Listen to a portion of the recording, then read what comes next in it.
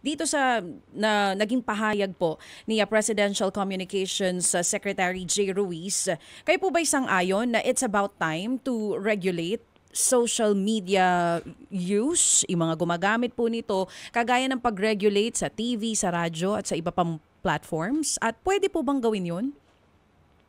Yes, DJ, Chacha. Actually, nagkaroon ng TRICOM, ano? Sorry, that is the term now being used by Congress. But I think it pertains to 3 committees in Congress. Pinag-uusapan na yan, and they asked me also on the first day of that hearing. I said that I think it's about time that we regulate social media. But we should be careful about the term regulating. Ano? Ako sa akin kasi the way you regulate is not, you do not ban or you do not remove certain posts, but rather that you tag them.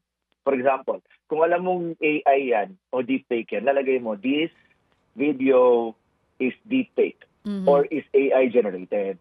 O kaya sabihin mo lang, this video has been copied and edited and seems to lack context.